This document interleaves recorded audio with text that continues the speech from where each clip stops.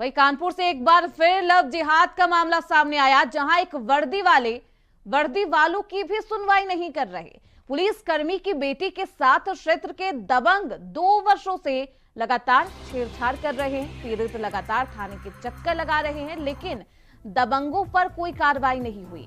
और पीड़ित पुलिसकर्मी का आरोप है कि दबंग ने न केवल बेटी के साथ स्कूल से घर लौटते वक्त छेड़छाड़ करते हैं, बल्कि उसे इस्लाम कबूल करने के लिए भी कहते हैं। आरोपी उसे मलिका बनाकर रखने की बात करते हैं। पीड़ित ने हिंदूवादी संगठन के पदाधिकारियों के साथ पुलिस कमिश्नर कार्यालय पहुंचकर गुहार लगाई है। आरोप है कि शिकायत के बाद भी पुलिस ने कोई कार्रवाई नहीं की। डीसीपी महिला अपराध का कहना है कि मामले की जांच कराकर कार्रवाई की जाएगी।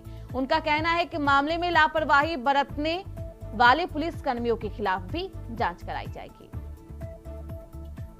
आकर के ये बताया कि थाने गए थे, कार्रवाई नहीं हुई। हालांकि जांच में है मामला और आदेश कर दिया गया। थाना पेशाई पुष्टि हो रही थी, एफआईआर के लिए आदेश कर दिया गया और एक मामले की थोड़ा सा गहराई की जांच की जरूरत थी, तो इसको एसीपी हमारी बेटी को नवाब अली और समर इसका दोनों मिल करके डेली 17 अक्टूबर के बाद 18-19 अक्टूबर के बाद से डेली हमारी बेटी के स्कूल से पीछा करते करते हमारे घर तक छोड़ने जाते थे और हमारी बेटी से ये कहते हैं कि हमारे धर्म में आ जाओ, आपको अच्छे खुश रखेंगे और हमारे साथ निकाह कर लेना और तुमको अच्छे से अच्छे पुण्य मिलेगा। हमारे मुस्लिम धर्म में बहुत से ऐसे हैं कि पुण्य तुमको जन्नत में जाओगे आप।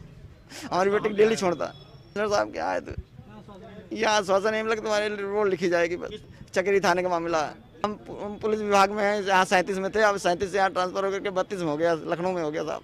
इन्हीं की वजह से नहीं, इसी नवाब अली ने सब हमारे यहाँ लफड़ा किया। बहुत कुछ कहा आपने विभाग में कहा, हमारे विभाग ने बहुत कोशिश किया हमारी कि मतलब हो जाए, सही हो जाए, लेकिन हमारे विभाग की भी नहीं हो पाई साहब। उसी नवाब अली की सब कुछ हो रहा चल रहा। कानपुर को जिस तरीके से जिहाद की प्रयोगशाला बनाने का काम इन जिहादियों द्वारा किया जा रहा है, उसी के तहत आज फिर लव जिहाद का बम एक तरीके से कहा जाए तो कानपुर में फूटा है।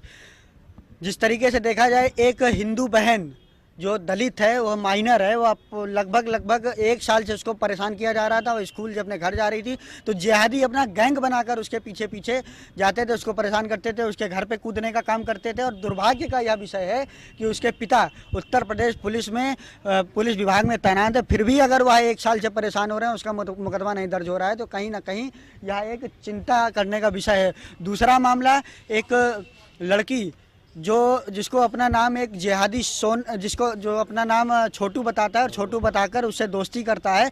दोस्ती करने के बाद उसको 4 साल अपने प्रभाव में रखता है और जब शादी की बात आती है तो कहता है कि जब धर्म बदलोगे या 5 लाख रुपए मुझको दोगे, जिसका रिकॉर्डिंग है उसके पास, तब हम शादी करेंगे, जिसका रिकॉर्डिंग है। जब उसकी जानकारी हमारे पास आई तो वह इससे पहले थाने पर भी गई और थाने पर जब गई तो इस कानपुर में जो इस जिहाद को बड़ी तरीके से ऑपरेट कर रहा था, ऐसा है कि एसपी उसके दबाव में आकर उसका समझौता लिखाया गया और समझौता लिखाने के बाद उसको वापस घर भेज दिया गया और उन जिहादियों को संरक्षण देने का काम किया गया।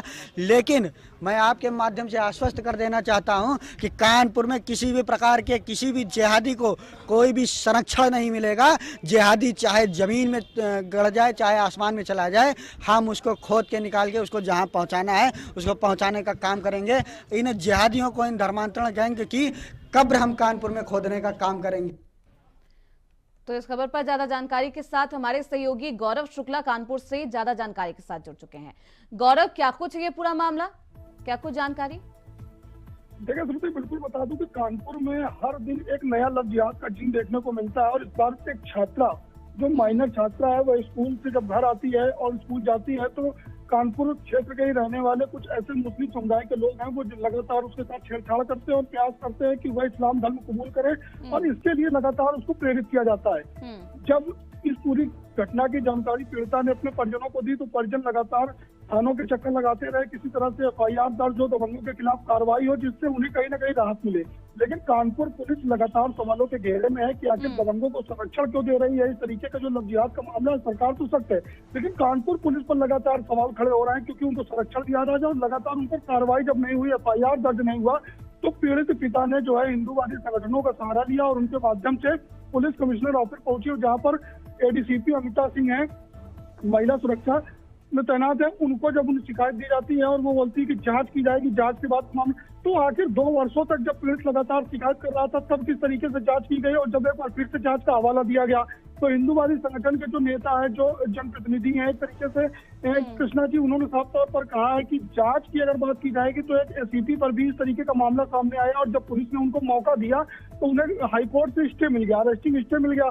और अगर इसी तरीके से जांच इसमें भी की जाएगी तो दबंग लगातार खुलेआम फूटते बाहर रहेंगे और पीड़िता को कहीं ना कहीं खतरा बना रहेगा।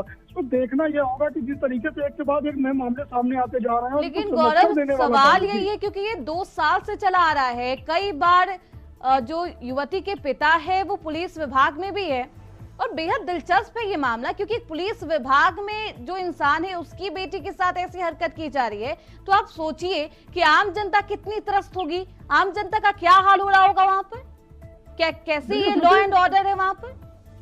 देखिए श्रुति, कानून व्यवस्था जो है कानपुर पुलिस पर सीधा सवाल इस वजह से भी है क्योंकि इससे पहले जब आईआईटी की छात्रा के साथ एक एसीपी पद पर तैनात एक पुलिस अधिकारी उसके साथ जब यौन शोषण करता है और एक पुलिस वाला है उसकी बेटी के साथ लगातार जो है एक विशेष समुदाय के लोग छेड़छाड़ करते हैं और उसे मुस्लिम धर्म अपनाने की बात करते हैं, तो सवाल तो पुलिस पर इस वजह से भी बनता है क्योंकि लगातार जो मामले हैं वो इस वक्त कानपुर पुलिस पर को ही सीधा हिट करते हुए नजर आ रहे हैं। जी, लेकिन सवाल ये भी है गौरव कि 2 साल से लगातार पीड़ित पिता थाने के चक्कर काट रहे थे, उसके बाद भी कोई कार्रवाई नहीं की गई, इसकी कोई खास वजह है?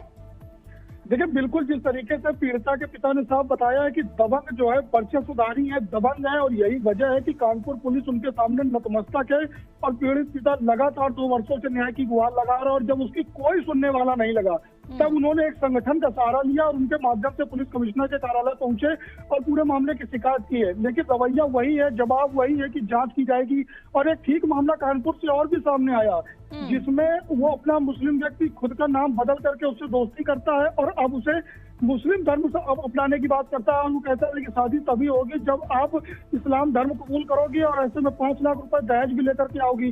तो किस तरीके से दहेज को लेकर के सवाल खड़े होते हैं और इस इस्लाम धर्म में अपनाने की बात आती है, जब जिहाद का मामला आता है, धर्म परिवर्तन का बात आता है, तो तमाम ऐसे मामले हैं जिस पर कार्रवाई होनी चाहिए।